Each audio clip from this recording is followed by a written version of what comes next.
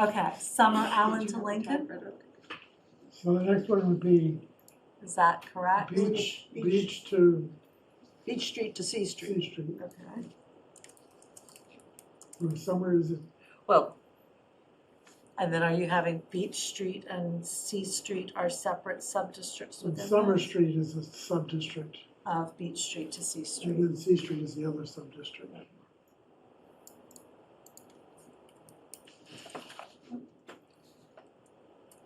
So the problem with editing is it's going to go into, PDF is it's going to go into the next one. There we go. Street, and then that means that comes out. okay, Allen to Lincoln is still a district. That's right. It is. So Street it is would not a be, district. it would be Summer Street to Lincoln Street. No, It's Allen to Allen to Lincoln. Lincoln, Oh, so we get rid of that Summer Street at the beginning? yeah. Well, yeah. I think maybe we have a Beach Street Summer District or a Beach Street Corner Summer District. No, we've got Beach Street in the C Street Yeah, district. beach to C. Right. So I Oh, I have, so beg your- districts, I have Pine Street to Powder House, Summer, Allen to Lincoln. We're getting rid of Beach Street Summer. Right. We're gonna say Allen to We're just saying, Lincoln. okay, that's what I did not hear. There you go. That'll make All it right, clear. Pine Street to Powder House, Allen to Lincoln, Beach Street to C Street, Beaver Dam Road, 4 districts, Yeah. correct? That's right. Yes. And then 2 of our districts have sub-districts, Newport and Powder House, Lower Pine Street, and then Summer Street and C Street. Yes, Beautiful, I love it, perfect. okay. Good. All right. So definitions are now at the end, so we'll talk about them when we get to the end. I tried to keep this tied to the sample zoning because I know Mike said he was going to go over that with you for.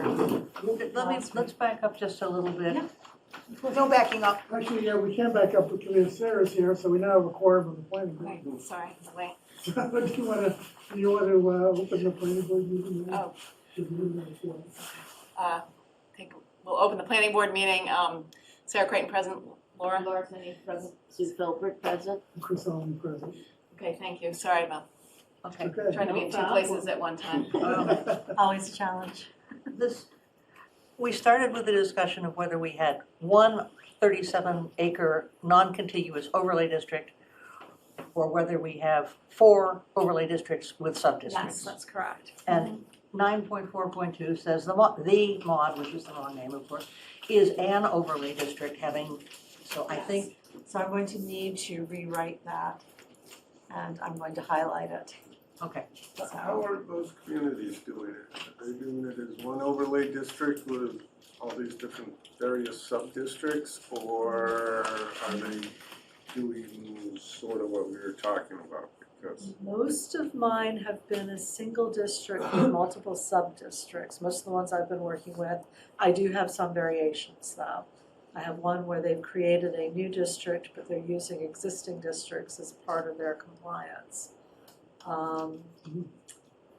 So what we did was we just did a boundary around the existing districts, and those are, we have a for that one, there's a sub-district over here, there's a sub-district over here, but it's called one, this is the new one, and this is just showing the boundary that we're considering this to be part of the solution. That hasn't gone through HLC yet, but it should, from what we've discussed, it should be okay. For the others, they have all been one district. I'm thinking of the most complex one I've written to date. That was one big district and it had multiple sub-districts within it. Together, they all formed, there was. together, if you combine 2 of the sub-districts, it made 5 acres, or it Oh, made gosh, the, yes, this or it was, made the 20 acres. yeah. And they allowed that.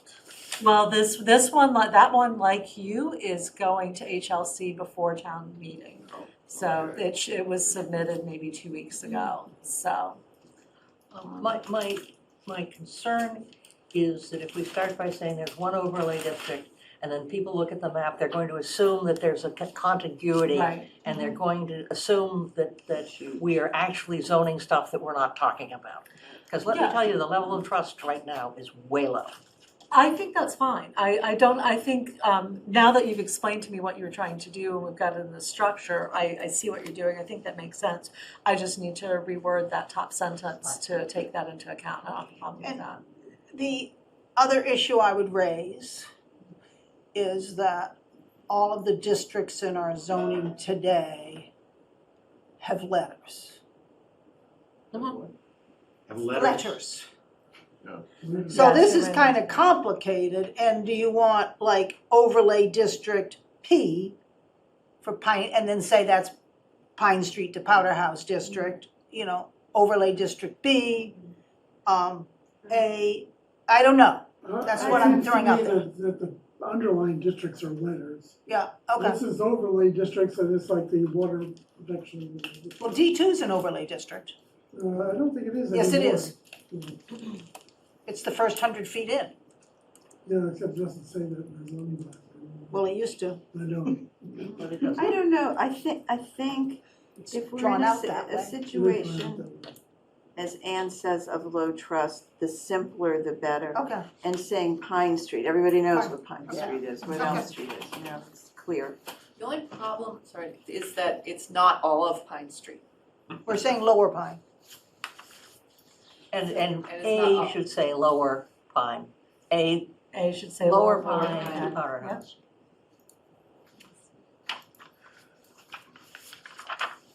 But it's not all of Beach.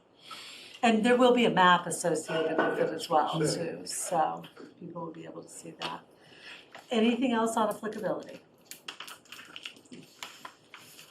Okay, well, we're gonna do definitions at the end. So the next thing that we're doing is permitted uses. So, A, multifamily housing. B, Mark, you and I didn't get a chance to talk about this one. So I'm gonna turn this, for the text in yellow, I'm gonna turn this over to you, since we don't have a chance to talk about it. I don't wanna put words in your mouth and let you, explain to the collected people on and offline, So what you were thinking. we added this because there are a few parcels that are overlaid the G district, which allows commercial. Right. So we wanted to allow someone to have a commercial use, but still have multifamily.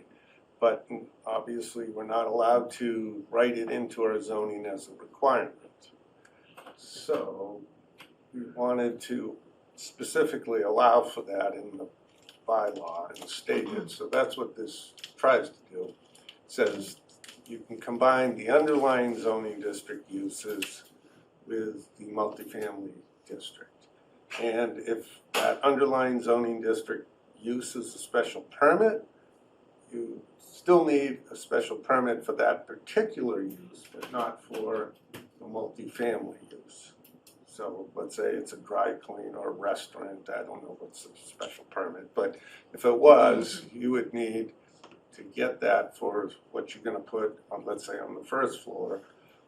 And multifamily would be by right, but once you get that special permit, the rest of the project would be reviewed by site plan. By right. So there's some things I like about that structure, and there's some things I have some questions about. One of the things I like is you're not having to say, well, in the districts where the underlying district is this, you can't do that, but in the district where the underlying district is that, you can, because it just refers to what's already allowed in the underlying district. I think that makes it cleaner. The other way that you can do it, and this is sort of goes to my question, the other way you can do it is say in the following sub-districts, these commercial uses are allowed as part of a multifamily. The reason I bring that up is I'm wondering if there's any uses in the G district that you would not want to be part of It's this. multifamily. A part of is there anything that you wouldn't want to be combined with multifamily in the G? Are all commercial and retail uses pretty much permitted as of right in the G district, Sarah? Well, they're listed out. Yeah.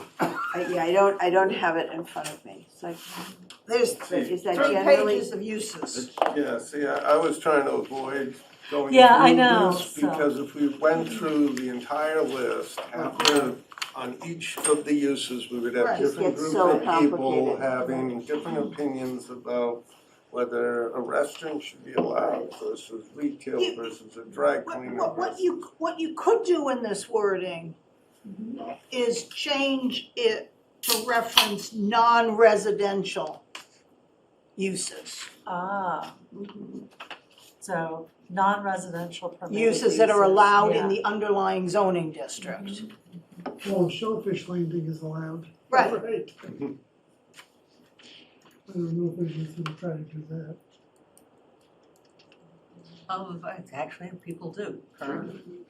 There's childcare So- is allowed in every district. Yeah. Okay. So you What- would change it to say non-residential permitted uses and In keep the it- underlying and just leave zoning. it as it is otherwise. That's what I'm It's a nice thinking. finesse, it's a nice finesse to get The around. two examples that might be relevant would be a swimming pool, maybe a small pool, I don't know, in the G, I'm thinking of G district. That's an And- accessory use.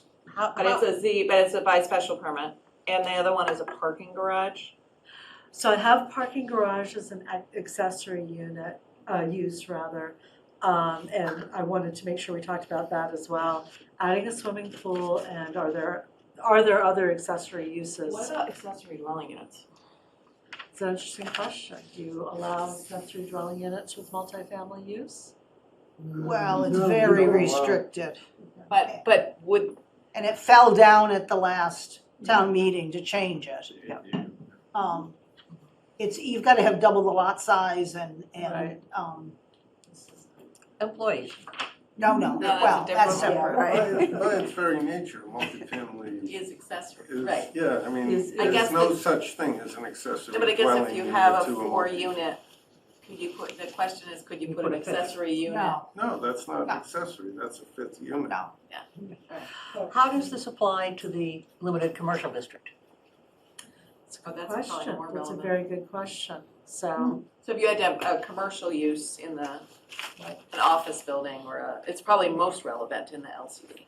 So Gurley could put housing above the building. Gurley's okay, because you can have doctor's offices pretty much anywhere. But he's not in this overlay Yeah, this- district. This is Not not. this- Oh, that's right, right. Right, the LCD that we've got is the warehouses and the, Yes, and the But truck could trailers. somebody put in, a biotech company with housing above it?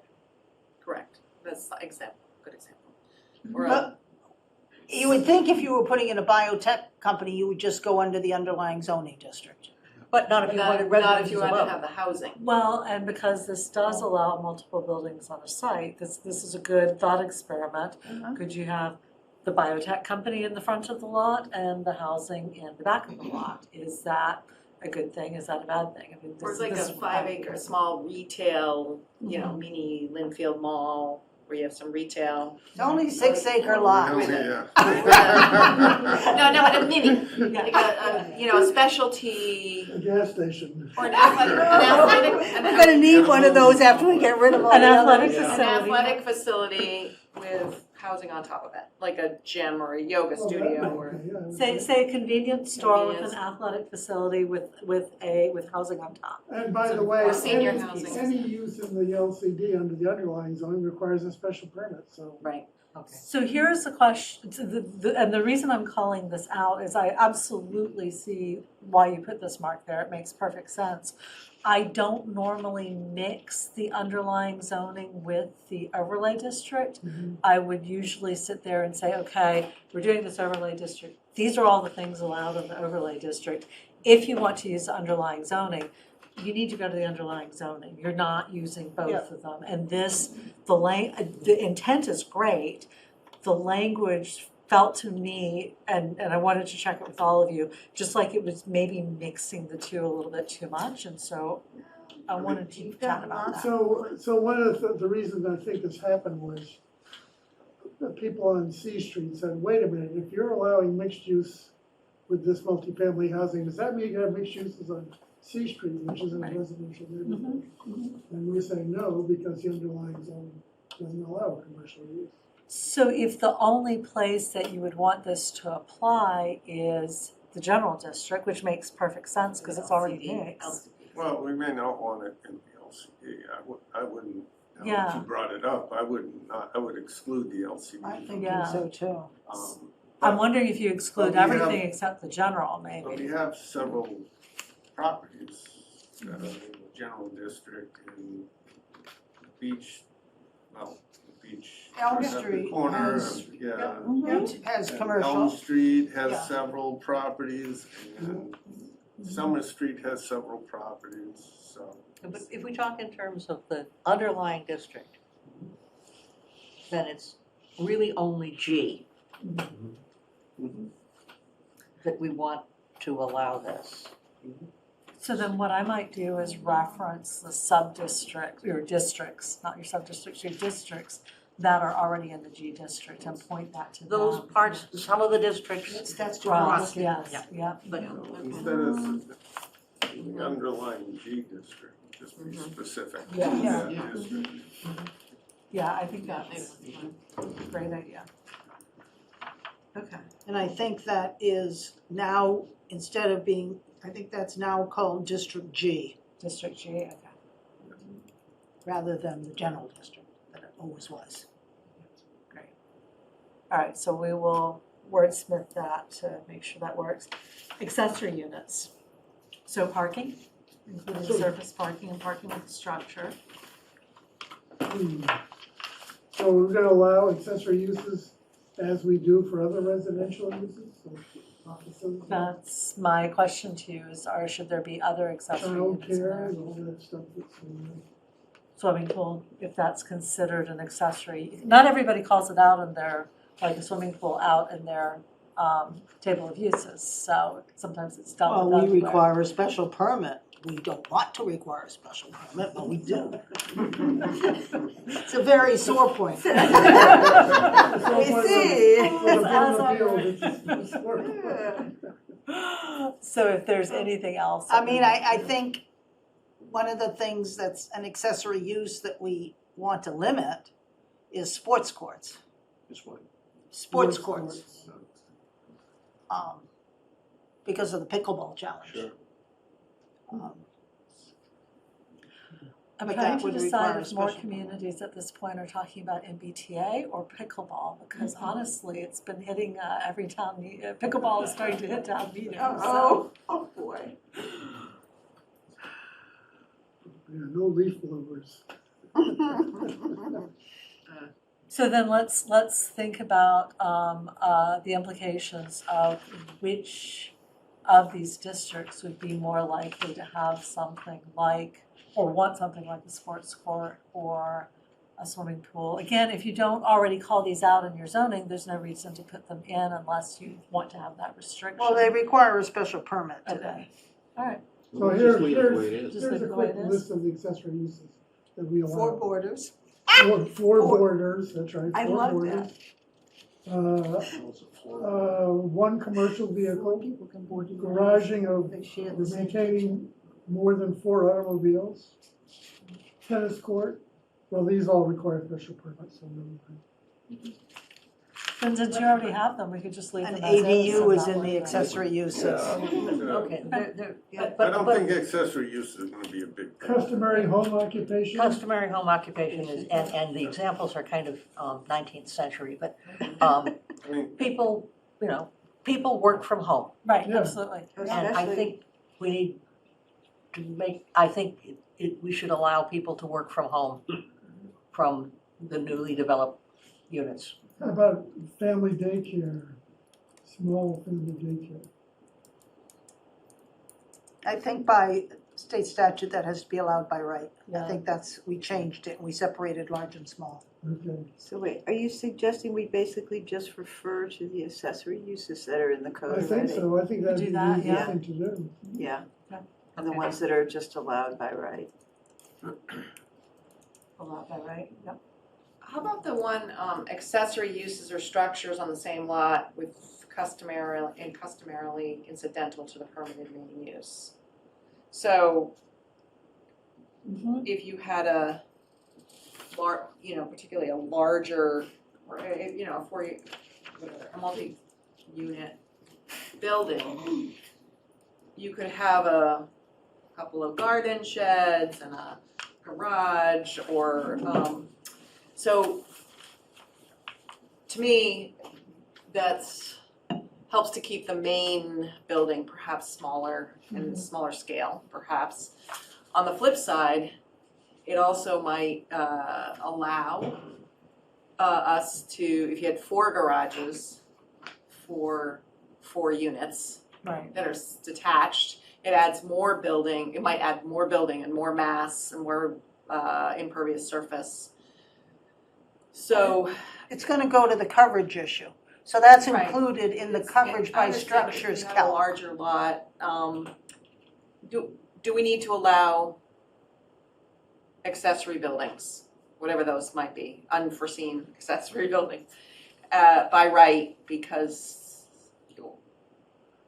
I think for a 3-family home, if they wanna build a This is by garage for their right. cars, I Yeah. think it should be. and the underlying zoning would allow it by right, so I guess we can't restrict it. Again, if you're choosing to go under the under the overlay, they should only be looking at the overlay. So they can't pick and choose. So if they Okay. say, so, and it's one of the reasons I have parking here as an accessory use, but if there's anything that you do wanna make sure is allowed, it within the or prohibited within the overlay, it should be in the overlay itself. You don't want somebody coming in saying, well, I like this in the overlay, but I like that in the underlying, so I'm gonna argue between the two Well, of I them. think, Yeah. I think if all those other uses, I mean, clearly we have very defined, Right, districts with very defined character. And most of the accessory uses Chris just read, you don't want anyways, because you're dealing with small lots. And so aside from parking structures and customary home occupation, I mean, anyone think, I mean, Why do you want to expand it? Yeah. I don't understand that. yeah, no, I'm not saying expand it. No, no. I I'm don't wanna saying- do anything, what I want to do is make sure that you are all happy with I don't take it what's in there, personally. yeah. No, I think Let's we make keep sure. it Why- narrow. Why would would one prohibit want any to additional- expand the scope? Right. It doesn't make sense to me.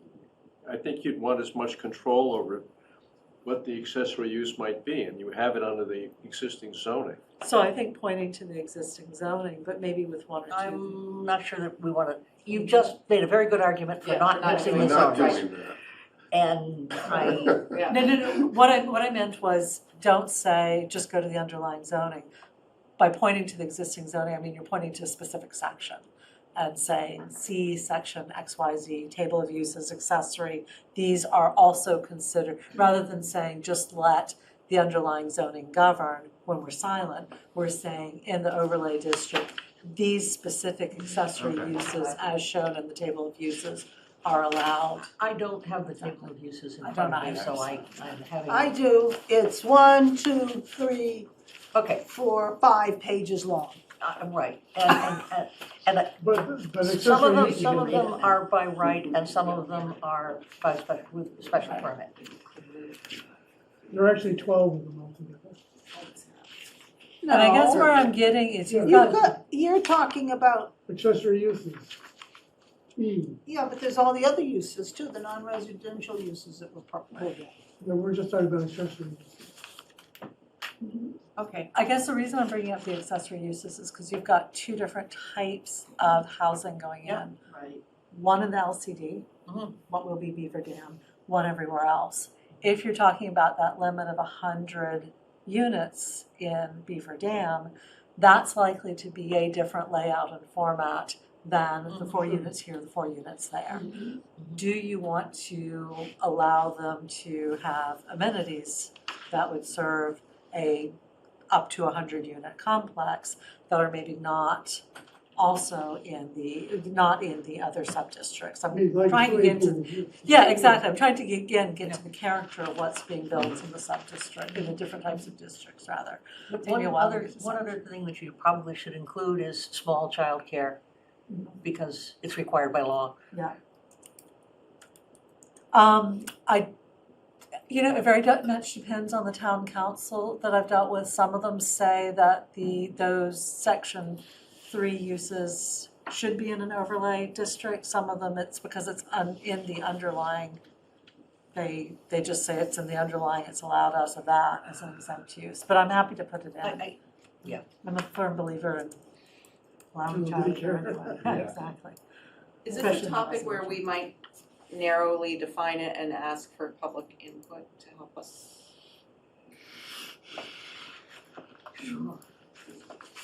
No, maybe that just confuses. This is a can of worms. Okay, we'll Yeah. come back to this. We'll continue on and we can always come back to It's something. abused today, and if you pull it in, it's gonna be abused in the overlay district. So you would suggest having a specific table of uses for the overlay district? If there is specific accessory uses we wanna pull in, we list them. Yeah, I Um, agree. Yeah. Because like today, we don't limit the number of accessory structures you can have. How many Oh, sheds and garden sheds? And, you know, and the ADU is an accessory. Yeah. And I think we've And just gone this- through and don't want ADUs in the, Right. Okay. And I would eliminate So sports we'll make a books. list, we'll make a list. Yeah. Yeah, I've taken down some of the suggestions.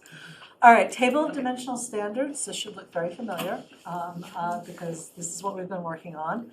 So the thing that I added was the sort of, went back to your existing table of uses and put this in the same order and format. So you've got your lot area, your additional lot area per dwelling unit, minimum frontage and lot width. I took from the underlying district because the model doesn't do those. Height, obviously stories was in the model and was tested. Feet, I went and looked at what you had for those same number of stories in your underlying district. there's a problem with your title on Newport to Powder House, Well, I'm gonna have to fix all of those. because this is not Newport to Powder House, because that would include Pine Street. These were all Newport- the districts that were up above. Obviously, this is gonna have to Okay, get fine. fixed Got it. now, yeah. I don't understand on the height for 4 stories why you're using 50 feet. I would Because- use 45. Because one of your zoning districts. LCD has 55 feet, and that's the only one. All right, We had, well, we had talked about dropping that to 45 feet. So Yeah. it's on, I did it's on the updated chart that I put together. Okay. So Yeah, that's just 45 because 50's. feet. And the other thing is there's typos in the coverage by structure. Oh, yeah, it's way high. It should be 40%, not 70. okay, Yeah. so. And that's what's in the Yes. parameters. Wait. Yeah. So I've updated this here Okay, with the updated lot coverages, building coverages, setbacks, because I made a few additional changes which didn't happen to adjust in the model, so. see, I took this from the last model that was So, approved, yeah. Yeah, so So I if, can just give you this and you can update it. I will also then need to update the model. We Oh, never yes. had 70% Oh, I, coverage by No, structure well, I- in the That's model. in the It's like model. those numbers, the never had that. 60s Those numbers are in the model. Those numbers are in the model. by structures and No, these impervious numbers are- surfaces? Yeah, those Is it- numbers are. The These 40% numbers, is. the correct numbers I are will in need the to have, model. okay, And when I the- get that, I can double check. And what I also did, just so everyone knows, I made the setbacks for Pine Street at 15 feet and instead of 10. And I made the setbacks for Allen to Lincoln 15 feet as well on all sides. And C Street is 10 on all, in the front as well. And that did not change any of the unit counts. Okay, so, all I'll right, give- so if I'll you give Do you have that to pass around? Yeah, it didn't print out in color, but I have plenty. So what are the rear setbacks that you have? Mark, What, what's the rear setback? for which district? Any of them? The rear setbacks, well, are 15 feet for Pine, 10 for Newport, And Powder House, 10 for Beach, 10 for C, 15 for Allen, and 50 for Beaver Dam. Maybe Emily ought to get one. After all, she's gonna have to. Or we get a Excuse couple me, more. Yeah. this still has the 70 Anybody missing one? Are you missing you know, one? coverage. Sarah, did you get one? I've got an extra here. There's an extra. Chris didn't get one, I don't think. Ah, All right, great, so Mark, we will double check all of these against Yeah. ours, that's terrific. and using 70 these is building in this and- paper, Mark, you got Okay, the numbers okay. that you've seen Yep, before in it terms didn't- of, Okay, fine. Yeah, the little adjustments I made didn't change the unit counts in the model, because I did it in the model. okay, did they Okay. change the densities? No, it didn't change. Change the density. Yeah, the Great. unit counts didn't. I have a question on the minimum, additional lot area per dwelling unit with 3,000 per dwelling unit for Beaver Dam Road. If I multiply that times 100, I get, 300,000, right? And is the lot that is the district 300,000 square feet? No, it's 200. Well, no, the minimum is the 5 acres, but the lot Yeah, itself seven. is. 43,000 square feet Yeah, per it's- acre. So it works out to 110 units, but we capped it Okay. at 100 units, is what it does. But because it's a minimum 5 acres, Mhm. it looks like you can't get the 100, but you can. So I actually had a question on that, but before we get there, Mark, I'm not seeing the additional lot area per dwelling unit on your table. Is that still It's the about- second Oh, one yeah, I down. didn't, I No, don't have that, I just that's have. minimum lot size. Yeah. Okay, so, but you still want it in here? Yeah. Okay, all right, I just wanna make sure that I'm comparing apples to apples. Yeah, because we don't have caps on some of the units. Right. I mean, on some of the districts, sub-districts, Isn't that the whatever. only one? What? Isn't that the only one we have cap on? No, we have a cap Oh, on no, we've 3. got it on C Street and then Pine Street. Everybody else has a cap of 2,000 except for Beaver Dam Oh, Road, it's which is just- 3,000. Okay, right, Was my other question on Beaver Dam Road, I know you're modeling it with the minimum parcel size being 5 acres. I just wanted to double check that that was the intent. You didn't envision it being subdivided at any point. You would assume that it was Well, that always. was the point of doing it I'm just 5 double checking, acres, yeah, so that it 'cause- can't be subdivided. Okay. And- Because that, I believe, is the minimum lot size currently in the LCD, so. You know, we're trying to change as little as. It made a difference to some of the other things I was looking at as to If whether it was you- if you- subdividable. If you subdivide it, then you're allowing 100 per subdivided lot. And we just want a cap on total of 100 on the Right. whole parcel. Okay. Multi-building lots, we're allowing more than one principal building. Building unit caps, we have on the chart, Mark had put in, thank you, Mark, because I'd forgotten to do that, so, had put in the text that, how many units were allowed per lot or This per is building. saying per, okay. The first one is building, the second How one did we is come unit. up with the 4 units max per building? I thought we were Yeah. kind of talking 3. Well, we had talked about, we had talked about 4, but. So that someone would have, if they wanted to do 5 as the cap on Pine Street, they would have to do 2 and 3. Right. Or they could do 1 4-unit building. Did you check to see that those lots would allow enough buildings to get to the capacity? So for example, just, I'll make it up, say you had a lot that's showing a capacity of 6, but you're only allowing 4 units per building and the lot itself can only hold a single building. You will have a restriction where you're losing 2 units. Well, the cap is in the model, so. Yes, but it's on a parcel by parcel basis. I'll have to go back and just double check. Well, how do you, the Mark? model doesn't, Well, the model's not necessarily the model doesn't look, the way the model works is it's not gonna look at, can you have a building footprint and a building footprint? It's just calculating the total area. Right. So if you're saying that your limit, if the model says, based on this, I can get 8 units on this lot, and you're saying, but you can only have 4 units per building, and the lot can't have a second building on it, it's not going to fit, then you can't get to that capacity of 8 units. So I I'm don't, wondering if you I don't think we should have a limit in On the the buil- building. I know, I agree. Why do we You can have three? LCD if you want, but not in the downtown area. I think it's overkill. The building unit cap seems to me to be superfluous, because do we really care if there are caps in the number of units per lot? Do we Oh, care how yeah. many buildings it's in? Well, yeah, because, I mean, if you're trying to maintain, so in Pine Street, where you will, over time, have a fair number of new units, and if you don't put a cap on the units per building, you will end up with several, bunch of large buildings No, on we're some of the limiting larger it to 4 parcels. units per lot.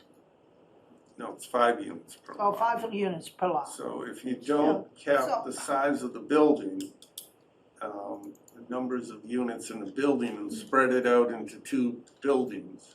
So the example I've been using is right across the canal here. There's a bunch of houses that were built, 20, 25 years ago. Oh, the buildings are much older than that. They're older than that. Yeah. But they're clustered together. They're probably, 2-unit buildings, maybe 3 in One some of them is those. 4, I think. Some of those, but those, some are clapboard, some have Some are brick, shingles, yep. different roof lines. They fit in as if they were here 200 years ago. Well, the Knights building probably was. Okay, but And, the and, rest of and, them, and the big one came over on a barge from Salem, and it's Okay. 18th century. But his point, I think, is that they are multi-unit buildings that are small because they only have a few units per Yep. building. yeah. So I like the idea of, and isn't it, I mean, of having, if my parcel is this size, you know, I can put a big building on, aren't we saying you can put a big building on it that has 4, we're saying, should we allow a larger building that's 4, or if we have 4, that has to be in 2 smaller buildings, which is that sort of scale that is small, and I think it's a good, How would the model figure out whether you could do it or not? why you can't, that's what's worrying me. so, So the state might give you. You'd have to do a fit study to, I mean, I don't see what we're gaining by this. I really don't. And we've got Well, but cars, you're cars gaining- little building with 7 units in it, right? So with, Yeah, that would be The prohibited. units are about as big as this little. But table. you have some big parcels, you have some big parcels on Pine Street that would allow for some big buildings. But we're limiting it to 5 units on a parcel. So the max You can units do you it. could have, you can have a big In a building. You building can have is- a big building for Well, 5 units, I don't see especially that given the building for market. 4 units is gonna be much smaller. I don't see, if you put it down to 3 maybe, Well, you could do it 3, so someone has to do 2 and 2 or 2 and 3. That would work even better. We never discussed that. Everyone seemed that 4 was great, we didn't ever But discuss 3 would in be a single better. structure. so. well, I can go back and look at the model and see how many parcels it might affect, and that would be worth doing, so in those areas. But I'm just, How does that model, how does it I don't matter? think It does. If I have a 6,000 square foot building, lot, Mhm. and a unit in the model is 1,000 square feet. it is, yep. So I can put up a 2,000 square foot building and if we're allowing 5 per, and a 3,000 square foot building So with each of those, you would have 1,000 square foot footprint. footprint, You have right? to have parking and access. Right. You have open space requirements and building coverage requirements. So we'd have to just figure out, does that all But I would work? argue that your footprint is essentially the same if you're limited in height to that same 2,000 square feet, but just a larger mass. In a single Yeah. building. In a single building. And so, but to Mark's point, the market is for not 1,000 square foot buildings. It is, it's most of the market, I think, I'm not a developer, but it seems to me that a 2,000 square foot I mean, I talked to Lee Delaker about his things over in Ipswich or wherever they were, and he said, nobody wants 1,000 square feet, they all want 2,000 square feet or more with all kinds of amenities. So your 5 units now is a 10,000 square foot building, which in order to sit within the height limits is a large footprint. But you've also got building coverage, so So- a 6,000 So- square foot But lot I guess may I not like fit. the idea of scale, The of 40 trying to agree. maintain the small scale. The And I 40% coverage on a 6,000 square foot lot Right, is a 2,400 square foot footprint. It's gonna limit it. Yeah. but you So you can't, can but you still can only do have it. 3 units on a 6,000 square What? foot. You can only have 3 units on a 6,000 square foot. No, we're not limiting Isn't it. it 2,000 per unit? Yes, yeah, you can only have 3 Oh, units okay. on a 6,000. So you need Well, a we're going to- 10,000 square foot. So the reason I'm raising this question is you put a lot of restrictions on here. At some point, the restrictions start to cancel each other out, potentially cancel each other out for those smaller lots. We're not the only ones who are looking at this. So before it goes, and the good news is you are sending this to HLC before you're sending it to town meeting. So if they catch it, you'll catch it before you go to town meeting. My point is, if you put so many restrictions on it that it appears that none of the units could be feasibly built, then HLC is going to call that out. And so I'm just trying to call it out in the discussion before we get to HLC. But I would argue, so you need 8,000 square feet for 4 units. Mhm. So you do 2 twos, each footprint's 1,000 square feet Right. in the model. Yeah. So that's 2,000 square feet of building coverage, which is Less than 40%. less than Yeah, 40%, less it's than 25%. But why are you, So- I still have an issue why you're using 4 units. If you're going to dock 3 and 2, why not use 3 units as a max in a structure? Well, that's even better, is my point, is that that's even better for maintaining the character of what Can we we're test trying it to for achieve. both 4 and 3 and see what happens? You can look at that, yep. You know, all this makes me think of a walk down Magazine Street in Cambridge where you walk past a 6-family and then you walk past a 3-family and a 6-family, and those 6 families are huge looming structures. So are our single families. Try Masconomo Street. Okay, so. Yeah, well, you got a point there. I mean, All right, so we will look at that and come back to you with the answer on that. You've got the no more in the Pine Street sub-district. You have no more than 5 units may be constructed on a lot. In C Street, no more than 4 units on a lot. And Beaver Dam Road, no more than 100 units on a lot. We have setback requirements for accessory structures, which pulled from the zoning. Mark mentioned that he adjusted it. All of those are fine. We have a different set because Beaver Dam, and this is why I was asking if you were looking to subdivide, right? Because Beaver Dam Road is much larger district, so we have different, much larger setbacks, exceptions for chimneys, ventilators, towers, etc. Exceptions for renewable energy installations. Well, Yes. 35% that's a big chunk of the roof. yeah, we don't allow that.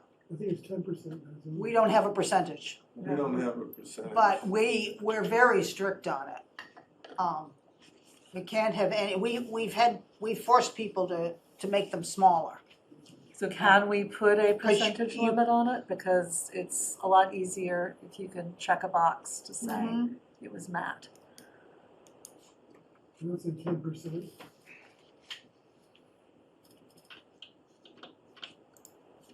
I mean, there can't be any living in it. Right, yes, it's not allowed for living purposes. It's not allowed for any sort of habitation. 10%. I can live at 10%. I don't know what that means. Exceptions, renewable energy installations, are we fine with those? There's no percentage. So for a solar array on your Well, we roof, have one out in Kingsway that we forced them to make it smaller. Eco roofs, energy storage, et cetera? Yeah. Okay. Off-street parking, 2 spaces for Beaver Dam, 1.5 for the rest. Obviously, I need to change the sub-district. Can you, Yes. that 1.5 per residential dwelling unit, We have to round up. round up. Fractional share is rounded up. That's quite important. Fair enough.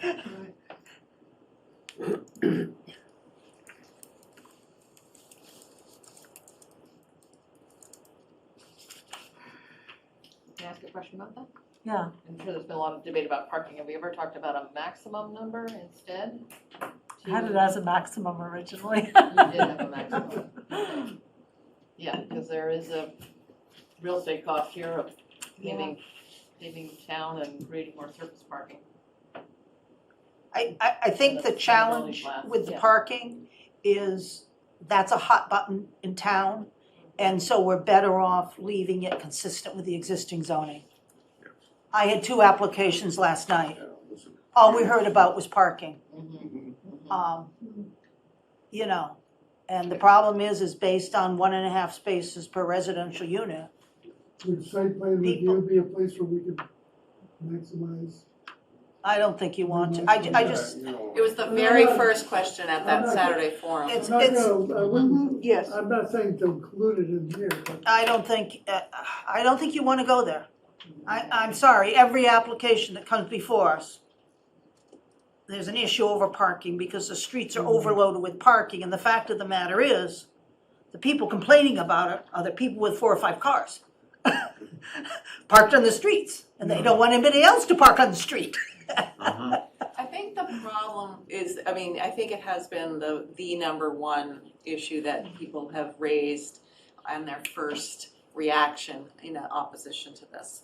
I think also, as I've thought about this a bit, is that people move here, purchase a house, and the number of parking spaces at their rental or owned property does not determine how many cars they have. Right. Their number of cars is determined by other things in their life. And then the other thing is, I know Housing Livable Communities has said, oh, because we're near MBTA, we don't need parking. But I think with a regional school district and, you know, a small town with a small commercial And just going district, grocery shopping. yeah, that is unreasonable for most people.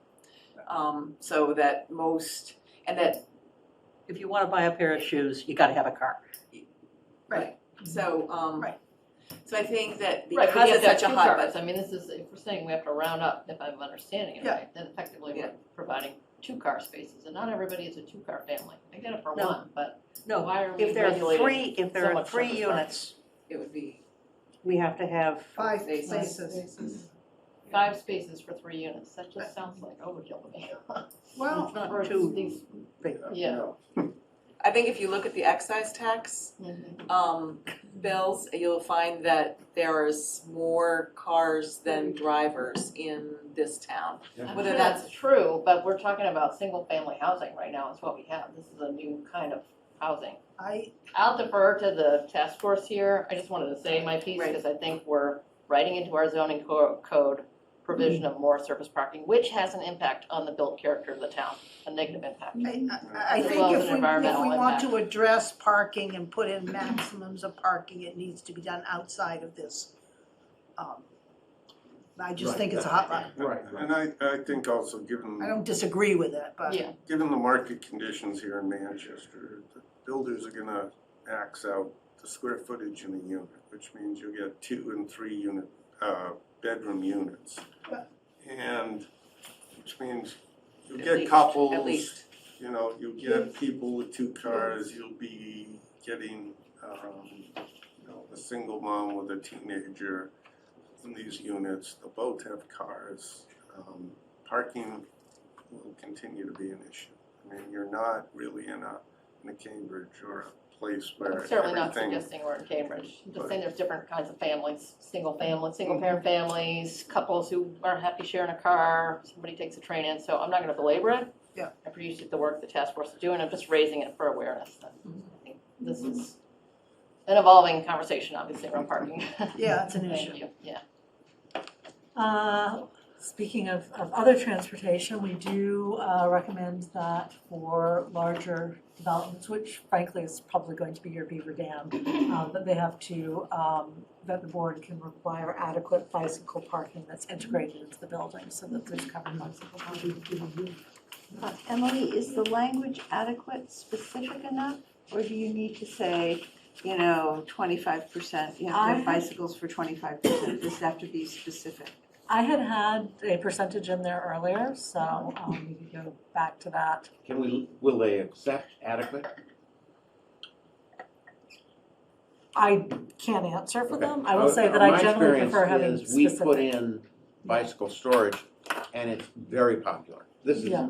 in Alston, Quincy, Mhm. Cambridge, Central Square in Cambridge. Everybody wants a bicycle storage, and so it's a very, it's an amenity. Amenity. If we didn't Yes. have bicycle Yes. storage, we might lose a tenant, which would be the end of the world for me. So So what percentage bicycle storage do you have based on? close to number of 100%. units? Okay, one per unit, You're correct. okay. But that's market driven, is it not? You bet. So, do we have to require it, or is it just gonna happen? Well, Can we require bicycle storage in any way in multifamily? Yeah, so that's what, so we've got for multifamily development of 25 units or more, you can change that number of units. And you can specify a percentage if you want. I think originally I had it, I'd had it way back when I'd had it at 50%. And the developer said that's unlikely to happen in the market they were in. So we dropped it down to 25, but it is market I mean, driven. I guess my point is, can we have it for all, to sort of Laura's point, to try to discourage, encourage bicycle use rather than cars? Can we require that multifamily units have bicycle storage? Yeah. I mean, right, Well, but the other question is Or is that this outdoor bicycle think about it, or indoor? Because, we have indoor Right. bicycle. for Yeah, but how many for the units? larger developments. 100 units, 315 units, Yeah. Yeah, but For the larger developments, those rooms are packed, you bet. but, A three-family. but Yeah. yeah, exactly. I would Most set a of everything threshold. else, we're talking about three unit buildings and 4 unit I mean, I don't think that's reasonable I to agree. require. I agree. That's why I thought it might be, most likely it was going to be the Beaver Dam sub-district Right. because of that. And the language says for a multifamily development of 25 units or more, so it excludes the three Yeah, family. I automatically. I mean, the thing we're trying to do here is to craft something that goes between the requirements of HLC and our desire to get it passed in town. Right, meeting. exactly. And if putting in 25% bicycle, because it's specific, helps with HLC, it You might seems, as well do it, because they can always put in more, right, exactly. right? If the market drives them to put in Sure. more, they can put in more. we say, is there any advantage saying multifamily developments of 10 units or more? There might be several. I'd just leave it at the Just leave it. 25. Yeah. And do, what do we say, 25%? 25% storage? well, wait a minute, 25% of what? Of the Yeah. total number of Yeah. units. So if you have 4 units, you have to have one. No, Well, you no, haven't no. actually, so We're doing it for I 25 would units. leave the Okay. language as is, because you're really talking about larger scale. Okay. I mean, They'll have the size Yeah. We that just thought they will be percentage. comfortable with for the number of units they're gonna be building. Whether they're building 100 units, if they're building 50 units, they may only build a if you've room got a this 3-unit big, or but a if 4-unit building, you're not gonna yes. build indoor storage or right, outdoor storage. exactly. Yeah, that's why it's a You're gonna take the limitation. thing up to your roof. All right. Your 10-foot room because it's 1,000 square foot.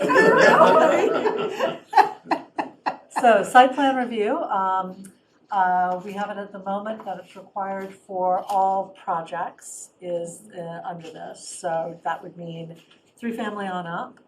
Just want to check that is. I think it's overkill. Okay. I think doing a So site we plan don't know where review you for draw a the 3-family. line. What? It's arbitrary what you draw the line. It needs to be consistent all the way across the board. You're letting people It's get just- something extra here, so you need It's to creating a sell layer. it to the community that Mm-hmm. what you're allowing is gonna be reviewed, it's gonna be People will have an to opportunity. ensure that you mitigate any impacts. You can require Design some guidelines. screening, a Yes. fence, review design guidelines, whether it's two unit buildings or a 8-unit building or a 25-unit. All right. Permitting authority is the planning board. So the procedure and submission requirements, so we're starting to get into the section where I've, reviewed your existing zoning requirements and I'm pointing to it. And if I'm not pointing to it for a reason, I call it out. So here we're saying, look, you've already got this. These will apply and we're going to add some additional approval requirements below. And basically that allows us to put in the development standards or design guidelines or both later in the document and have them say that they apply. That's all that we're trying to do here. And then we're basically saying you can site plan review it for, you can have reasonable conditions and the applicant has to submit the required fees and information. So no sneaky complaining that you have to give me my site plan review and I haven't paid my fees or given you all the information that you requested. And the project also has to meet the development standards that we're establishing later on. And then the other thing is that you can phase the project. Again, this is probably more likely to be Beaver Dam, but you have to submit everything all at once. You can't come in and do a little bit at a time. So and that's also important for the affordability requirements. General development standards, so I had this all in one and Mark, I think you cleverly moved it to the end so that we could talk about how some of that integrates with the design guidelines that are being worked on. But what's remained in this section is what happens with some of your existing requirements, especially those that require site plan review. So what I did was I went through, and any of you who know your zoning bylaw even better, if there's some I missed, please let me know. But I went to look for all of those things that might have an impact on multifamily housing. So for example, there's performance requirements for industrial uses in the LCD. I'm just making it very clear those don't count. Parking, there's some parking requirements there. You've got table 6. Mostly your parking requirements are great. I'm just saying that your table of parking requirements is superseded by the one in here. But this doesn't address the other aspects of the parking. Right, exactly. You've already got standards for parking spaces, landscaping, all of that. I'm saying all of those are good. You get to keep those. Those stay. Yeah, those stay. I'm just saying your table of, table 6.1, which is the number of spaces per use, is superseded because we have, That's what's in the off-street underlying parking. zoning. right, just clarifying it. We're not doing the same thing. Yes, you are. No, we were talking about districts, the underlying zoning for districts, we're keeping those separate. But for things that apply everywhere, like off-street parking and loading, we can point to that, because that applies to all districts equally. So that's what we're doing. If, for example, under this, we're requiring 2 spaces in the. And we don't allow it, we don't require that already in the LCD? Okay, that's a change, Yeah. okay. Your general standards, your topographical changes, fiscal analysis standards, I'm calling those out, but those don't apply because fiscal analysis is not one of those things that's allowed under site plan review. It is under the special permit, so I'm just making that clear. And then you have certain, under D here, you have certain sections that require a special permit. So earth removal and filling, flood control, ground and surface water resource overlay protection districts. I'm saying that the criteria still apply, but they apply as part of the site plan review process. You don't need a special permit for them. Yeah. So, and that I hopefully because I imagine that some of these are of deep concern to a lot of people. Yes, especially the So, third one. yes, and I have talked to HLC already about this idea of taking the criteria, but just making it part of the site plan review. And they have, to date, been fine with that. Okay, good. So, yeah. And so things like lighting and We're gonna get to that in a minute. signs. Yes, we're gonna get to that in a minute. So as I said, there was originally one large section we've split that up into two. So this is pointing to a very specific one. I'll show you lighting and signs in a minute. All right, so affordability requirements. Do we have to use the 80%? So let's talk about the affordability requirements. I had 10 or more, Mark, you suggested 5 or more, so that's what's in there now. Did we, I'm sorry, did you change to the business about the earth removal, flood control, and the water resources No, they're the same. in this draft? It's just in the site plan review rather than a special permit. Yeah, Right, but there was one area where you had, in the draft I saw, you proposed that artificial recharge can meet, and the groundwater surface yes, protection. that's still there. That's still there. It's under Little 3. numeral. No, my concern is that you had said this, the requirement for a system of artificial recharge may be met with equivalent low-impact design development. And that may be a best practice, Right. but that's gonna be like that's a lightning rod. Oh, okay, good. So- So good to hear. I mean, good It's like a that I know bad that, lightning yes. rod, because Okay. people feel that the underwater, the underground surface, the underground detention systems are critical for our watershed protection. And to feel that we are lessening that standard. We are already reducing the standard by saying you don't have to have a special permit, you only have to have site plan review. And now to say that something other than the strict definition that's in the watershed protection Okay. district is we're gonna allow some other thing Got it. is, and I'm not disagreeing that this might be a better state of the art, but let's fix it in the underlying rather than call it out. I'm just trying to understand, not trying to So debate. right now we require that if you have more than a that you have to have these underground structures. And this is We're saying saying, you can't do it with a landscape-based strategy, which this is calling for. this is allowing a landscape-based strategy. And we don't want that? I want the argument about what the best way to protect our water to Not happen in not this. happen in this. Yes. And there is I'm not judging it, but there is a strongly held belief that our current watershed protection district's strict and prescriptive standards is the best way. So I don't want to have that argument I see. here. If we should update our water protection standards, we should do it in that section and have this simply say that you don't need a special permit, but you still need to follow the requirements of 10.3. So I'm whatever they fine are. with that, by the way. Okay. You would get Yeah. rid of the sentence that begins Yes. in addition. Yes, because that is a lightning rod. And I'm happy to have the discussion about what 10.3 should have for best practices, which may very well be something other than is there. Got it. But So now that's, we'll just point to it, we say all of the criteria are part of site plan Right. review, and then I agree, don't mix the discussions, Right. basically. right. That's fine. Thank you for bringing that I up. was gonna put out a typo, but it's in the clause that just got.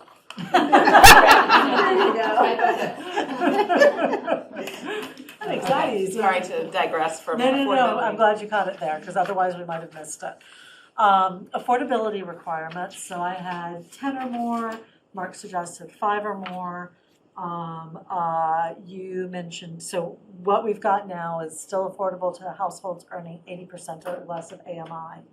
I had the 10% of units, you haven't yet done your EFA. Right. But Mark, you put in 20% because that's the goal and that's fine for now. But just know that whatever you do here, you need the EFA first. So really, this is a placeholder. But do we have to do the 80%, What were you thinking? something lower? You need your EFA. So I mean, if you want to put something aspirational in here, that's fine. But just know your EFA is going to have to justify either a deeper level of affordability. So it could be either or, it could say, Yeah, Yeah, so the planning board at the last meeting voted to have the EFA completed. Yeah. And so I sent you my today I contract. just got the yeah. contract, I'll let Greg sign it, and we'll send it back and get that underway. And so as it Great, goes through, great, can great. just keep in your brain maybe we can go less than 80%. Right. Now, So the does the EFA kind of recommend that you can go as low as X? I think what you're going to do is you're going to ask Eric to test what you want him to test. Okay. I don't like speaking on behalf of somebody else's, procedures. So I have the So same what do we com- want them to test? So I have the same comment as I did with the prior one, that we should reference our, is it whichever section, 9.3, 9.3, yeah. and get rid of section D, which Okay. is fee and lieu. Right. Because I think we want to have a discussion in Yeah. another time on the Yes. fee and lieu of performance. Yes. We want to, because that's been a problem. Right, we don't, we don't get enough money for fee and lieu, Right, and we don't have the requisite data right, to come up with an Right. appropriate figure due to lack of sales. right. So question. So Yes. the way to, so I would like to see us, again, and I think people are increasingly aware that that's a shortcoming in our 9.3. So maybe at the, So we're gonna try to adjust the underlying zoning. and adjust, reference it here. So question then, right now I say it applies because you have it, so I'm saying it already applies. We This don't is want under D. Do you want me to say that it should not apply for Yeah. now? if we could say it doesn't apply, or it seems to me there's two choices. One is to say, in this case, it doesn't apply, but then you're putting different requirements on Right, different things. yeah. So I would say just be silent about it, Okay. and then have a separate article that fixes, that strikes the, whatever the fee and lieu provision is in the existing 9.3.11 Whether it's- Yeah, on Uh, another day.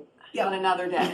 Yeah. Right, right. Okay. But, We're all not gonna be alive to see all these other days. Okay. That's a good thing. Yeah. So that's fine. So I'll just strike it out and then. believe me, I have a long list of on another day. Is somebody writing this down? I have these things. Okay, so what do we want instead of 80%? We're gonna leave 80 until we get the study. But what do we want to ask the Yeah, did you study have to a- do? Probably 60. is Yeah, Probably 60. 60. Okay. Yeah. Could it be 10% at 60 and 10% at 80? We might come back with something that could be 10% at 60 or 20% at 80. Okay, well, we'll see what the study says.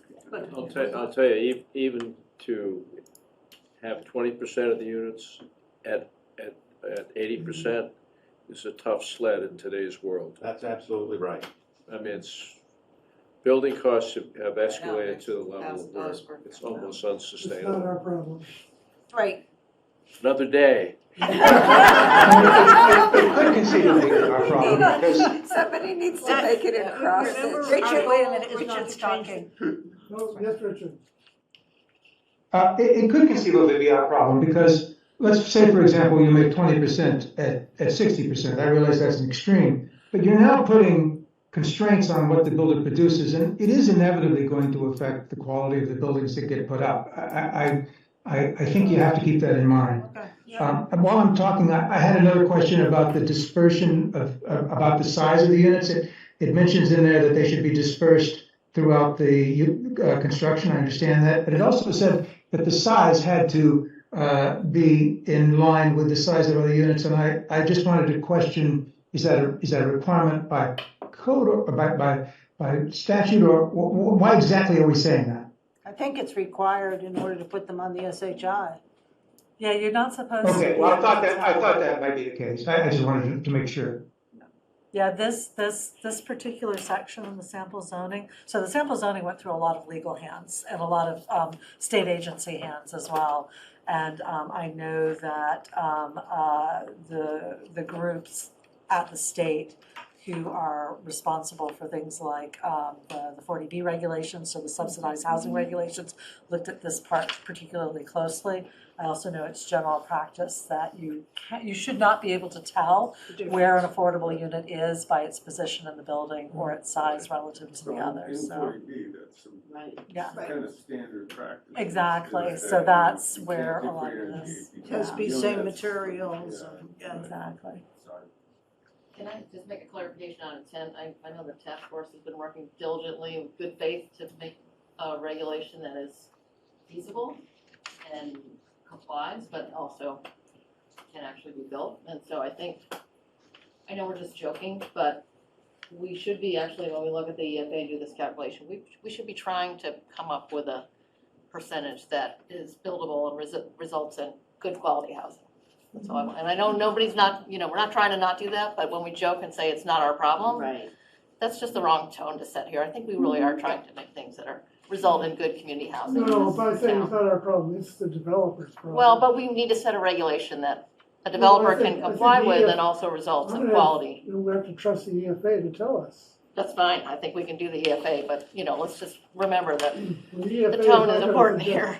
The EFA is not gonna conclude that we should build a shoddy building to make it affordable. But, Laura makes a good point that if we really, that the market conditions, even if we could require 20%, we might be shooting ourselves in the foot and get no affordable units, nothing, because that bar is too high, and we might be better off to say 10% and get some affordable units and some, Well, let's look at the EFA and Yeah. see. I think that's a good point. I think, you can hire the consultant, but trying to impose a 20% of affordable, I think will preclude, in the near term at least, any development. So, Yeah, the town does not have a great record, pardon me, You're Having kidding. said in that, producing affordable units, okay? It's tough out there. What Denny's saying is absolutely right, and I think we all would like to live in the world of the ideal. but there's no But guarantee, some of them- there's some of no us- guarantee, however, that a first-class building is gonna be built by anybody. Correct. They could build crappy stuff and have it all market rate. well, that's true. It's possible. But I think the other factor to sort of keep in mind is if, the last time I looked, 80% of AMI in this area, for family of four, the income is $100,000. Yeah, more than It's over now. 116, Was it up to now? 116,000, I believe. Yeah, so the rent's $3,600 a month. Yeah. It's not bad. I'd like to get $3,600 a month. which So, means then you can build it. It's a push. it- If you want to have it out of the ground earning 7.5% on the cost, that's tough to do. Out of the ground today, the return is about 3, okay? Then you borrow money at 7, But that's, and that's called reverse leverage. but That's that's the today. case, that's the That's- case regardless of what the rents are. Well, no, the rents aren't high enough Well, to that- justify it, so you're not gonna have any point production. being That's the is- problem in Massachusetts. We don't have enough The houses. point is the 80% rate is pretty close to market rate. That's what's really happening.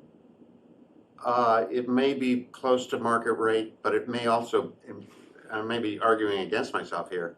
There are a lot of units in Greater Boston that rent for $1,800 a month, okay? Because they're old, decrepit. Most of Boston's housing stock is obsolete. But we're It's building terrible. new stuff. Let me quote a man named Harold Brown, who was a big customer of ours when I was in the finance business, and he was famous for having living rooms that had a bathroom in the corner, a toilet Yeah. in the corner of the living room. And those were cheap units that Well, students I could think afford to we're live in. getting That's off- off Yeah, the yeah, track. yeah. It's Well, off I the did track. want to move us on to the design guidelines. So just for today's purpose, because I know we're not going to sit here and go back and forth between, I had pulled some of the development standards from the sample zoning. I think, Mark, you and I both realize that there's some overlaps there. So rather than try to reformat everything, I'm just going to let you know what I pulled, and then we'll make sure that we pull them together. But in general, with buildings placed, right, this is all site plan review, so how the buildings relate to the principal street, standards for if you have multiple buildings on a lot, how they need to talk to each other, standards for corner lots, for infill lots, thinking about how parking relates to it, and then something that I find is a useful thing is if the applicant and the site plan review authority both agree that there's a better way of doing something because sites are not rectangular flat things, that there is the ability for the site plan review authority to give a waiver as long as it meets the other parts of the zoning. So, so we've got that in there as well. So as I think, Mark, you said, everybody's giving you comments, which is terrific.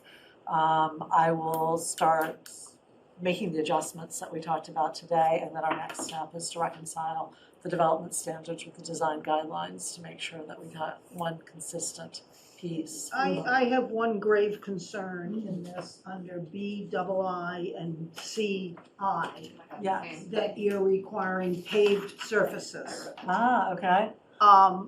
We are requiring, ZBA is requiring permeable Perfect. That's Services. good now. Good. Yep, love it. Yeah, I think some, And you know, it's very small- easy today for people to do. It Yes. didn't used to be, but now with the pavers, you can easily do it. It doesn't cost you that much more, and it makes a huge difference. And I think also if you want a residential feel, Yeah, even stepping stones or Yeah. something like that. I had that, I like that. yeah. I'd like to go back to the design guidelines, just Yeah. for a sense of the meeting.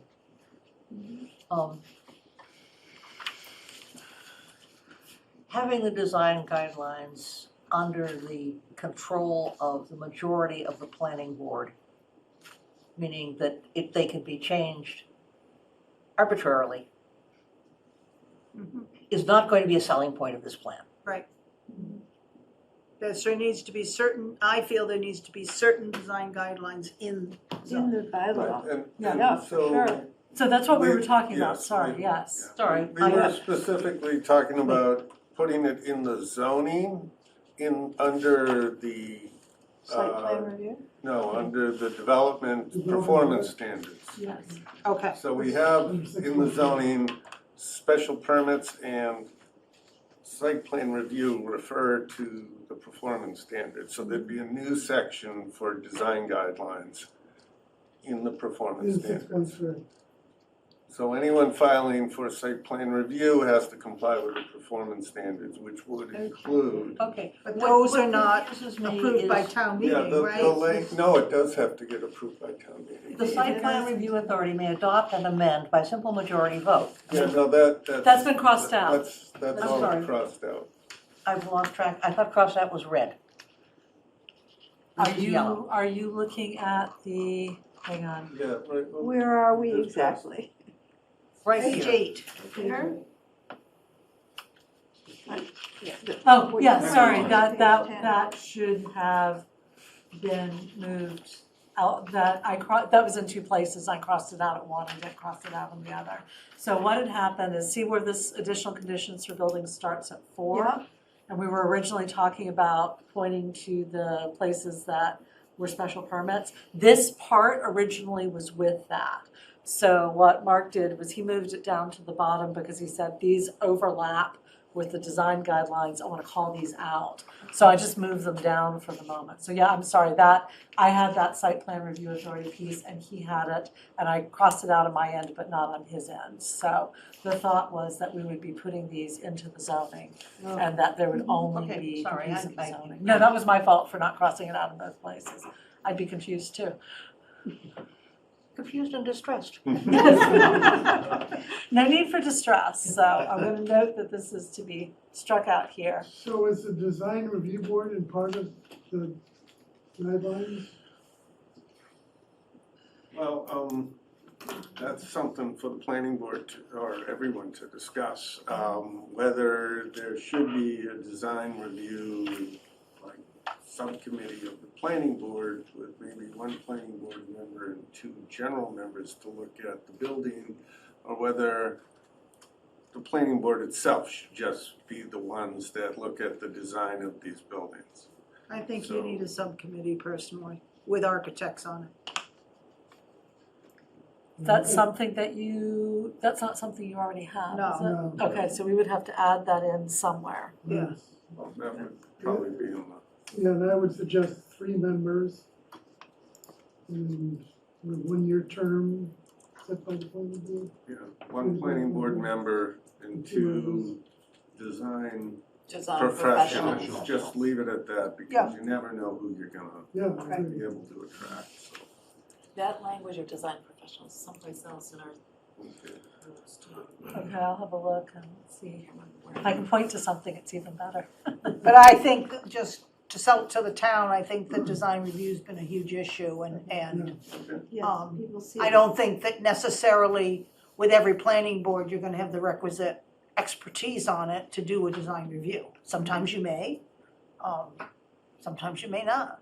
Okay, And this board would be advisory to the planning Right. board. Exactly. Make a recommendation. Yeah. Yep. Which you can use, follow or not follow. Great. So Mark, you and I can rework on the formatting and the overlays, and then I'll look up some good language for a design review board. I'll double check and see if you've already got something. No, it's, I'm trying to think where it is. Okay, can I, while you're thinking, in 4, Yes, general position relative to Principal Street, yes. we have lots of buildings in town that do not face the street. Right. And it breaks up, if you've got a bunch of houses, and some of them are sideways. Yep. It kind of breaks up. Right. And so I Yeah. would not like to have us require Like, That's get just rid of fine. it.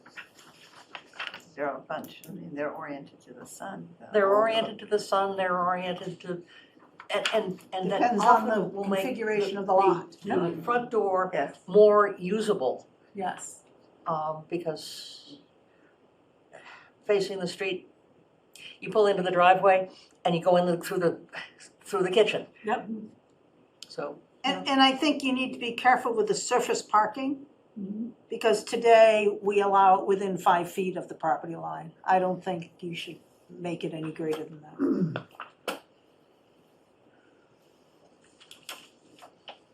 Not that I've had parking issues recently on the CPA.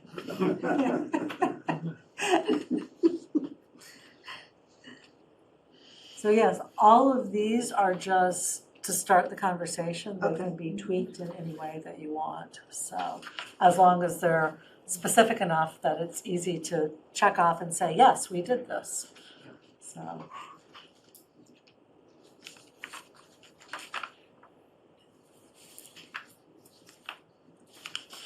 And of course, you How still, about the materials? That was one of the, sort of the materials and the link, the aspects that came up from the Materials subgroup. get tricky, yes. well, there's a lot more specifics in Yeah. the design Design guidelines guidelines, right. that And the so you're gonna- architects came up with, So you're gonna so incorporate we're those. gonna Exactly. blend them So- together so that we get one, and then I'll format it so that it Yeah. fits with our performance standards as Yeah. a new section. And Great. is it And okay to so- have illustrations in it? Yes. And I think rather than being specific regarding materials, more that it looks like something. Yeah, Yeah, I that's agree. what they So say. that you With keep the up with theme. technology. They say the traditional materials or the. Yeah, So, Mark, just to be sure, this additional conditions for building is essentially gonna turn into the design guidelines. Great. Yes, that we have, that the group has, Richard's Exactly. group has Yes. already compiled. And is there gonna be a Because separate, many of the things in that are in here, so are there gonna it's be, just different language. Yep, are there gonna be different guidelines for the LCD or no? It We were still kinda talking about needs to that, be yeah. different, Yes. but we kinda need to look at what was presented to see whether it can be made specific enough so that it's not as vague as, so we'll see. But it should have something specific for the LCD that's different than everywhere else. Because you know it's going to be a different style of Sure. building, so it should have different styles or buildings, and it should have different styles of design guidelines, so. So yeah, we'll work on blending the two. Okay, the thing that I think is interesting is this definition of applicant. Oh, sorry, thank you for Today it's a mentioning that. property owner. We didn't go all the way down to definitions, I Right. apologize. Oh, I'm sorry. Yeah, no, I was thinking we were done with the design guidelines, I forgot I meant to move the definitions. But Yes, please it's go gotta be ahead. a property owner. Well, Where the are you, applicant can be anybody as long as the property owner signs off on it. I mean, a lot of people, because you're talking about using smaller builders, so the applicant may be a builder who won't own the property yet until he yes. gets his permits, so. But I think we do currently, at least in in divisions of land, which it has to be the property owner, sometimes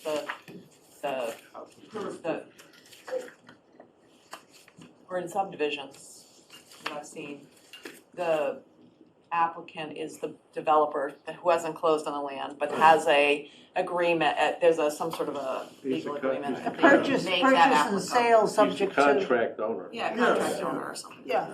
So one thing to note in the definitions, and I've got it in the comments, but the PDF to print out the comments, is you have some of these defined already, but they're not quite the same thing. Exactly. So we just need to resolve, so one of the ways I've done that is rather than having all of the definitions go to the main definition section, if there's something, I tend to prefer that all the definitions be in the main definition section, Yeah. but because this is the MBTA Communities Act, in some cases, there are some definitions that you might not want to apply everywhere else. So for example, I have some clients where multifamily is defined already, and they've got zoning for that, but it's slightly different than the multifamily in here, and so we haven't wanted to, same thing with some of the affordability requirements and all of that, so I think we just need to go through, and Mark, you and I, and just double check what can go in the main section and what you might still want to be in this section only. Well, I was wondering if we were modifying section 2, would that be a 2/3 vote? I And yeah. thus, Yes. Well, Yes, I think it would. so, and therefore, we probably need to keep the relevant definitions in this section and leave the others for another day, But we need to, unless there's a conflict. We've been so I've had a couple of zoning pieces that have gone through where it's exactly the structures. You've got like 4 different pieces of the zoning that you're modifying, but because it's all for the purpose of housing, that their town councils have deemed it the simple majority. So as I've said before, we need to just check with town council, so that's if it all. goes into one article, so my thought was if it It's one goes article, into but it's one got article, multiple, and yeah. so Including the Article 1 marijuana is thing? the new section, and you know, and you have different pieces, we've done this before. Yeah, Of course, yeah. it's all has to be 2/3 in the past, but Mhm. you're modifying a whole series of different sections of your zoning in order to make some new district work. Right. And so my thought was, although I'm not the town's lawyer, but my thought is if it's all in one article and we need to make adjustments to other things to make it work, Okay, then it I buy all that. should fall under. So, can I have Yeah, a- and that's what we've been doing in other I'd places. like so to make a you- recommendation, Mhm. which for optics sake, we don't lead off with the marijuana. yeah. No, we can put that in. I was just doing it in the order that it was in your zoning bylaws, but yes, I'm Absolutely. fine with putting it at the end. Yeah, at the very end. Mhm. Well, on the quantum of vote issue, I mean, it's really going to come down to making that determination before we have our public hearings. Oh, Yeah. And Yes. making that Yeah. clear, and then also making sure that our town moderator is Yes. absolutely clear on it. Yeah. Right. Because I have watched just clips of some of the town meetings, and there's just been this confusion with some of them. And when the town council stood up and said, well, you're changing the zoning map, so no, that needs to be, which is completely wrong. But we just want to avoid all of that kind of thing. Yes. Yeah. That is Yeah. for sure point. And our town moderator is more experienced at dealing with non-zoning issues, so, yeah. I agree. Yeah, So the zoning meetings have been, town meetings have been a challenge. yes, Yeah. and he and I have had some interesting conversations about the quantum of vote, so I think we just need to make sure.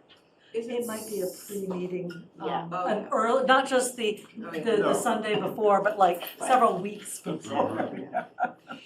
So I'm wondering if, at the next version, if we should ask town council to take a look at it so that, because I think that in the past, that has been a question in the public hearing as council reviewed this, and even though, even before it goes to, the state, so that we get some, and the moderator as well, perhaps. And then, so that's just one thought. The other question I have, and maybe no one here knows, maybe is there any way to dissuade or sort of present an article, so it's an all or nothing kind of thing, so it can't be amended? There's no way to do that. Because Manchester town meeting likes to amend things. So. And then, it's a house of cards, right? You take out one piece of the district or one density, the whole thing's gonna collapse because it won't comply. I have seen, trying to remember who it was, I might have to go back to my notes. I think there's been a few communities that have done it as an up or down vote, because the problem is the compliance model. Right. If you amend it on the floor of town meeting and you amend the wrong thing, Right. you may now be out of compliance, so. Right. I mean, you can explain that to the meeting, but, Right. for sure, and, but so So I would what have to what check, happens yeah. with that is people say, I can't imagine that the model is that sensitive to 30 feet versus 35 feet, whatever that, and a reasonable person would agree. Yeah. But I mean, I can sit there and say, I can give you a sheet beforehand, or however we're doing it when we get to town meeting, is these are the things that if you change it on the floor of town meeting. I did have somebody ask me, what happens if they want to change the geography on the floor? oh my God. And I said, no, bad, seriously. And they said, but I looked at the model, it looks fine, we can just run it on the floor of town meeting. I'm like, Oh my God. yeah, no. So I said, hey, wait, how many nights is your town meeting? Because you could table it to like the 6th night. Yeah, so no, that, I don't believe that went over well. So, the others, you would at least need to know, is this likely to change compliance or not? So I just. So a question on that is, let's say the worst happens, okay? And then we have to correct it. Is it a change that's significant enough that we're not barred for 2 years from bringing it again? Right, yeah, exactly. That's only if Two-year it's a bar. citizen. That's Yeah. a citizen. Oh, it's only a citizen? Yeah. Yeah, Okay. The planning board can Okay, bring it good. forward We can again. bring every day Oh, of the that's week. right, okay, all right. Oh, good, phew. Sorry, I'm getting all the issues mixed up in That's my okay. head. If we try to argue that it can't be amended, the people who are arguing that we should put it on the ballot are going to say, well, if it can't be amended, it's an up or down, put it on the ballot. Well, there, the 2-year thing should apply, because they've already tried that. Yeah, that Yeah. provision That was voted that down. was a general bylaw, not a zoning It bylaw, so they can doesn't bring matter, it it's still a zoning issue. It was a zone. It was just made, It's the Let's same. not argue about that. okay, thank you. I think, that's where, first of all, you've done a great job at getting a lot of information out. I think it becomes the approach to town meeting, right? It's, what information has to get out, and maybe some of that is this is why you shouldn't be changing this on the floor. Do you have an objection to this now before we get onto the floor of town meeting? Because we'd really like to hear it. You have time, Yes. because, you've got a schedule. So while this is going to HLC, you have time to continue to talk to people Yeah. about We're the thinking revisions. about an Oh, we thought we were getting 3 months off. Stars been hoping. We're thinking about a town meeting with 900 people or more. Yes, yeah. 900. Because Alan is concerned, I've forgotten, one of the towns recently, Rockport Rockport, had a 600 show up, Yeah, and, I yeah, could see 600. their monitor did an amazing job. Rockport's bigger than we are. Really? Oh, yeah, So they're they like only had 8,000 Really? or 9,000, yeah. we, So they only had 600, so that sounds like we get. Well, this also has to be the only thing on the ballot, on the, Yes, on the yes. list. Yes. we can't do that either. Yes, you can. No, we can't. Yes, you can. Why not, If Ann? somebody comes up with a citizen petition, Could have a Yeah, separate you town have to meeting for accept it, it. And if the town has a financial issue that needs to be. or may have to Yeah, have two I town mean, meetings. But this will probably be the only zoning thing. I hope so. Yes, yes, I'm not planning on, We're not doing, yeah, even if Accessory dwelling even if units. there are things to fix, Yeah. which there are. Oh, yeah. Be another day, Liz. Yes, that'll be another day. So, okay, are we kind of done with all this? Yes. Yes, I would say I So, got clear Public direction. comment, and Mr. Gates is in charge of this. Tim Gates, 2 Desmond Avenue. I have a couple of practical suggestions. Came up because the new neighbor to the east has been doing a very thorough job rehabbing an existing building. On the attic floor, it appears that he's demolished 1.5 of the roof and is building shallow surface with the dormer from one end of the room to the other, thereby, I'm sure, violating the 2.5-story building rules in the residential district. However, for purposes of converting an existing building for 40A purposes, it might be worthwhile considering changing that requirement in order to create more living space in the same basic footprint, provided the civil engineer will agree with some nominal pitch to the roof on the 3rd floor, which would exceed the half-story limit of the consciously thing. Another thought that's come to mind, I've seen frequently on the internet, ads for new tiny houses. Yeah. And some not so tiny houses that we might have, if it's feasible, to install these adjacent to the existing building, perhaps with a covered passageway to preserve a continuity of accessory. And the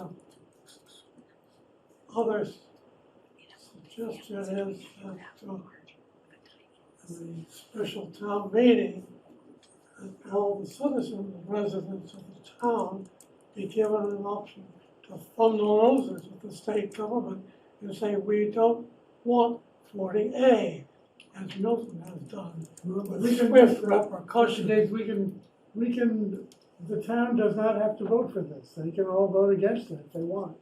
There will be repercussions, however, and we should be aware of them if we say we're not going to comply. And one of the repercussions might be that the state comes in and does the zoning for us. So would you rather have us put the zoning together, or would you rather have some court-appointed master do our zoning for us? Wait until see what happens with No, we're Milton. not gonna know before town meeting. What happens with the Rockport citizen suit about zoning? Rockport approved their town, they approved it. Chris, from the get-go, you have been trying to scare the public with the lawsuit piece, and we need to let the public speak at the town meeting. Thank you. Well, of course the public can speak at the town meeting. Everyone's gonna have a right to speak, that's what town meetings are. Are there any other public comments? Is it possible, can you see if there's any hands raised? There's one chat, which I can read. No, we don't. There are no hands raised. No hands raised, okay, thank you. No hands raised. Thanks, Gail. And someone spoke out. Sarah Pierce. Sarah Pierce did, we know. Thank you. Okay, I guess, I move we adjourn. Wait. Just to adjourn over there. yeah, So, No, I think that's the point of it. so next Thursday, we have the public forum scheduled. The following Monday, Tuesday, the 28th, tentatively, we have for the planning board to vote to send this to the select board so that they can review and possibly send it to the state for their review later that week after the select board meeting. Because the select board need to vote to send it for review. Does the committee want to have, and it's going to be tight to find a time, to meet either before or after the 28th. before or after next Thursday, the 23rd. 23rd. Would it So- make sense to delay the presentation to the select board Yes. to the We 17th? can, Yes. we could delay it 2 weeks. I'm not ready. You know, if, I mean, it is a bit rushed, but Mm-hmm. that was what we set, knowing that we might put it off, so. Well, my thought was if we invited the select board to the forum, on the 23rd, that at least they would have an opportunity to start to come up to speed. I'm And much less concerned about the select board not being up to speed, because I've made Yeah, an effort yeah. to keep them up to knowing what's going on. I'm more concerned that what we have here now It's not It's final. not ready. isn't ready. So maybe we, Put it off for Yeah. 2 weeks, that's. And we get the material to the select board a week ahead of time, so that we don't end up spending Sunday night until midnight reading this, because that makes us grouchy.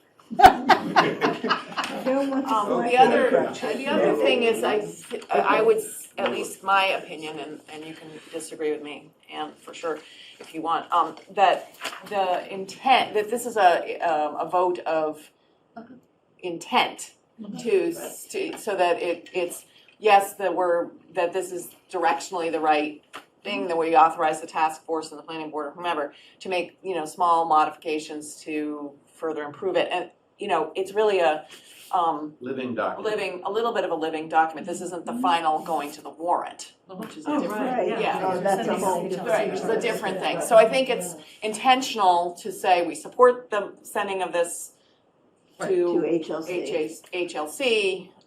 That's at least what I would envision, is that, that this working draft is going to HLC for their input, and that we'll continue to work on it, and that's the vote that we'd be looking for, rather than trying to wordsmith this by a mid-June deadline. So that would be my thought, is that's the kind of vote that we'd be looking for, but I don't know if is there a specific format that a vote needs to take to send it? No, because it's basically an informal review, so I haven't seen to date anything that specifies a particular vote. You're basically saying, So it's we'd like you to check authorizing, this out, yeah. right, authorizing the planning board and the task, the town, whomever, to send it for informal review. So what is the format of this is the town administrator would send a letter saying that the There's an application form online that basically says we're asking for a pre-approval So we should get review. that application form, then we'll know what we're It's not in asking. the website. Yeah, I think there's a PDF version of it, and so you're sending the model, you're sending the zoning, you're sending the, Excuse me, there's a hand raised.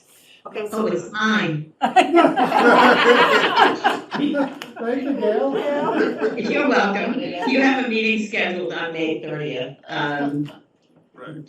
So you have everything you need for a room reserved on Thursday, May 30th. Yeah, so we should So put That that- helps you at all. yeah, that's why I asked the question, because We should get I that. didn't feel that it really was ready to ask the planning board to vote to send it to the select board on the 28th. It's a bit rushed. Yeah. So, And we have we have a lot to do on the 28th. yeah, exactly. So, okay.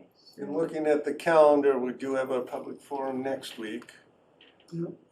We should be able to have all the drafts completed and sent out to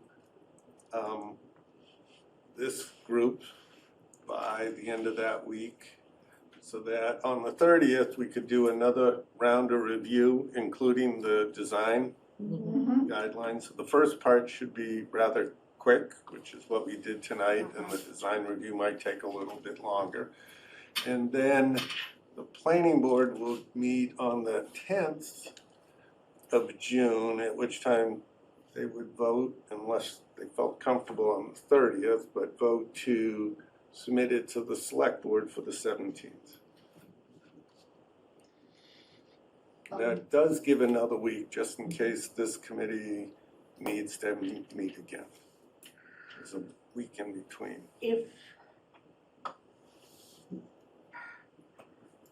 I hope there's time to post a select board meeting for the 23rd.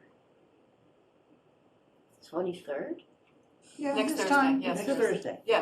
Monday, What's the? Monday's not a Tuesday. holiday. Monday or Tuesday. MBTA for? Yeah. In order to have them come to the Oh, we're inviting forum. them, I see, Yeah. I see, yes, I see. What has been our practice is if it happens that a quorum is present at a meeting of another committee, we just say, okay, Okay, well, don't that's talk. fine. But That's this fine. is not one where I want to have us not Yeah, talk. let's Yeah. make sure we post. So, Okay. Okay. Gail, would you remind me or remind somebody? I'll remind, or Gail. Debbie would be the one who would be setting it up, but Yeah, I can do that. Good. I do something else on Mondays and Okay, I have so. another scheduling, for the planning board, 7 o'clock with the select board on Monday for a, review of the applicant for the open slot. And I know you're gonna be, I will be there. not there, so Specify may have a the quorum. size of family. No, you're not allowed just to Mary, specify maybe the that Mary. size of, families for. So the meet, we've got the 23rd. so the meeting on the 3rd goes to the 17th? With the select board? And probably something in June. If I don't know, the select she board's might not be able voting to. until the 17th, there's lots of more days. She might be able to. Look around. No, Sue, I mean, oh, no. Can you meet here on Monday for, Right? you might be able to zoom in, I'm no, gonna be in be in the the car. middle of, I know. Oh, you'll be but- driving. No, Okay, Yeah, okay. That's fine. Yep. well, maybe, I'll talk to Mary and see if she's available. If not, we'll have to push it up for, on the only, Well, then, Till the that 23rd. means to the 23rd. Unless, The select board could vote and then we could vote at our next meeting. Because we have to have it by cell signaling, that's the issue. yeah, well, we've already advertised for the 28th. I know. So unless the planning board and the select board put it on for next Thursday's agenda and meet 15 minutes earlier to discuss that one item. Are you gonna be here Thursday? yes, I can be back, Yeah, I'll be but flying back Thursday. Before that person can be appointed, they have to take the ethics thing. That's all right, they can take it. So you know, I didn't know that's. Diane will not swear you in unless you've taken that ethics Well, course. that's a different That's a different different problem. Well, So- it goes to the timing. Yeah, but that's a problem that can be solved. The quorum problem is the key. We'll have to figure that out. So let's post it on the 23rd and on the 20th. Let's put it on the agenda for the 23rd in case on the 20th, we don't have a quorum. Okay. Because you're not gonna be here on the 23rd probably. I can do the 23rd, but I just need to know a time, because I gotta get back earlier. Yeah, So we're talking well, 6? 6:30 will be the joint meeting, but we could Right, do but the we have to- appointment 15 minutes earlier. 15, Oh, okay. well, we could do it It's fine, I can make it work, I just can take an You earlier just break. need to have it on Let the me talk agenda. to other members and Fine. be in touch. Well, we need a full board soon. Okay. Oh, if we did on the 21st, then the quorum issue the 23rd, the quorum issue goes away. It's easier to get a quorum because Yeah. we'll have an elect, a non-elected person. Mhm. assuming that they get through. But that's like board, Yes. yeah. If that Okay. happens, one and Um, 20th. all right. We may have to take 2 votes, so you guys vote and then we vote. Move we adjourn. Second. Okay, we'll talk about it. Aye. Planning board, motion to adjourn? So moved. All in favor? Thank you, everybody. Oh, goodness. Thanks, Emily.